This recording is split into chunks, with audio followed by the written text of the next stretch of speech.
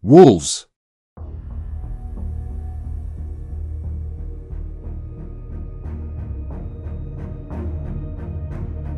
Dogs and wolves, Canis lupus, are linked, or more accurately, dogs and wolves are connected. Although wolves and dogs are remarkably similar in many aspects, wolves are typically bigger animals. Compared to dogs, wolves often have longer legs.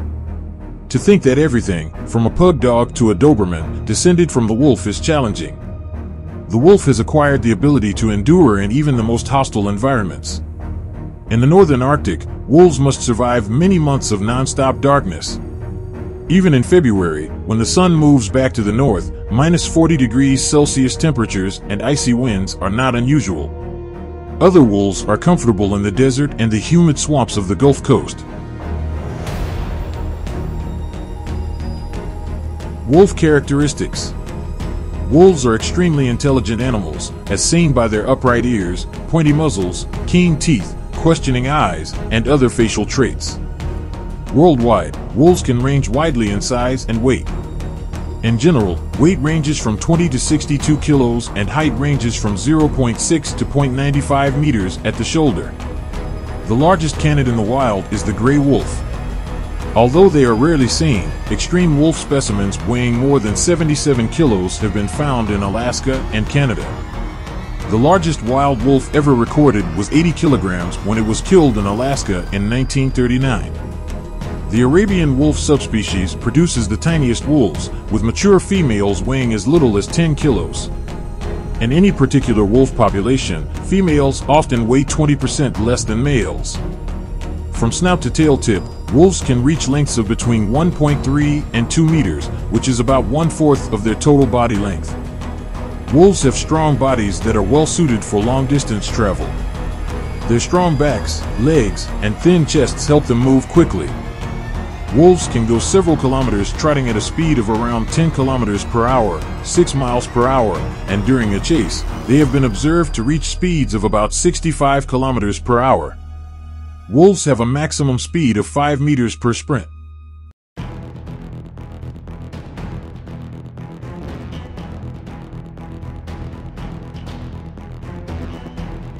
Social structure of wolves. Wolves are social creatures who prefer to live in packs. When a male and female wolf meet and stick together, they form a pack. They locate a territory to live in and rear cubs most years as a married pair. Until they are mature enough to leave home, usually by the time they are 3 years old and the circumstances are ideal to create a family or pack of their own, their cubs stay with their parents. A mated pair and their progeny can be thought of as the permanent core of a pack. The alpha male and alpha female set the social order in a wolf pack. This has some impact on the pack's overall activity. The majority of larger packs have 2 distinct hierarchies in addition to one oppressive one. The first group is made up of males and is headed by the alpha male, while the second group is made up of females and is led by the alpha female. In this case, the alpha male assumes leadership of the pack as a whole. Even when the pups are still in the den, the alpha female occasionally assumes complete command during the mating season. This is so the other members of the pack will be aware that she should be serving. She also chooses the location for the den. The pack keeps this in mind while they look for food to bring back to the den, either for the pups or the hungry female.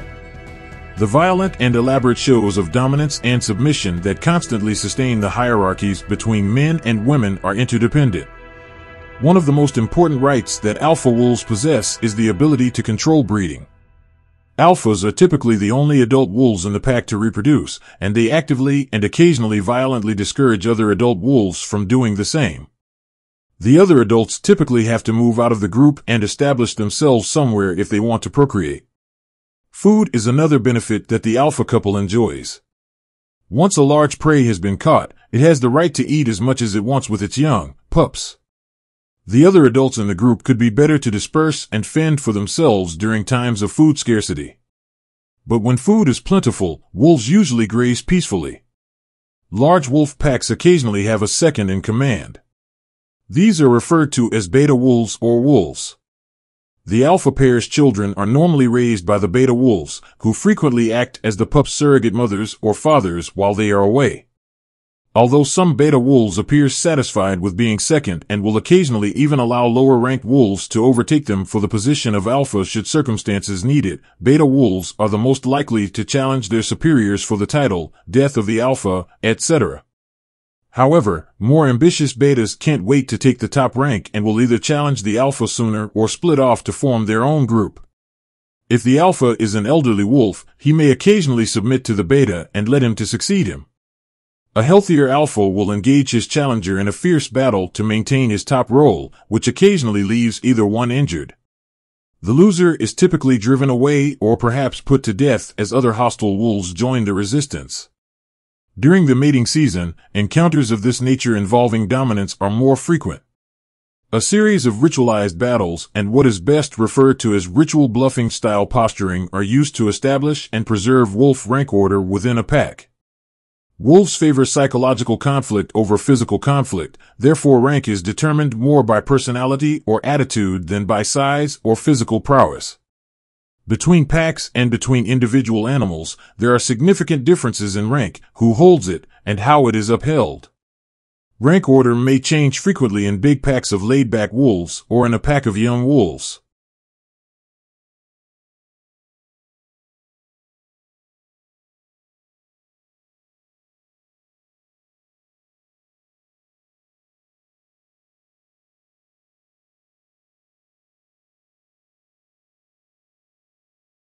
Wolf howling. Wolves howl for a variety of causes. Wolves use their howls to communicate with one another. When a wolf howls, the other wolves in his pack will answer, providing him with a sound to help him find his pack. Wolves howl when they are gathering for a hunt, mourning, communicating with another pack of wolves, or when a pack member has become separated. The voices of the other pack members are recognized. Howling can also be used to mark territory or show defense, such as when guarding a recent kill. Wolves in larger packs will howl more than wolves in smaller packs. The reason for this is that smaller packs do not want to attract undue attention to themselves. The smaller of the two may have difficulties if nearby packs react to one another's howling. So wolves usually howl very carefully. Wolves howl in a variety of tones and pitches, making it difficult for a listener to count how many wolves are there. This number hiding makes a competitor pack that is listening apprehensive of what to do. For instance, if the competing pack grossly underestimates the size of the howling group, a confrontation might be bad news. When there were only 3 or 4 wolves in a pack, it was common for people to assume from the howls that there were up to 20. The wolf howls most frequently in the evening, generally just before and after the adults go out to hunt. Additionally, wolves frequently howl more during the breeding season and while raising their young. The wolf pups will then start to howl and can be readily coaxed into having a howling session. Such haphazard howling typically serves a communication purpose and has no negative effects at this young age for wolves. Wolves grow less erratic in their howling as they develop the ability to tell their pack members from other wolves. There are many false beliefs about the causes of wolves howling. Contrary to common opinion, wolves don't just howl at the moon for the purpose of howling, and contrary to popular misconception, wolves don't always sit when they howl, they frequently stand instead. A wolf's howl can be heard up to 16 kilometers away in perfect circumstances. A single wolf howl can last for 3 to 11 seconds. Wolves can howl, but they can also whimper, snarl, bark, and squeak. Since young wolf pups and wolves trying to seem subordinate frequently whimper, whimpering tends to act as either a submissive or friendly greeting sound. Wolves growl when they are acting aggressively or when they are attempting to threaten another wolf. Although they don't often bark, wolves may do so during play or as a warning cry. Wild wolves and captive wolves who have not been exposed to domestic dogs may bark more frequently than captive wolves who have.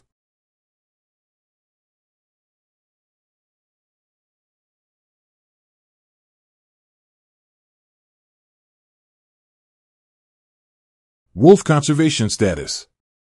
Mistakenly considered a nuisance species, wolves were nearly eradicated.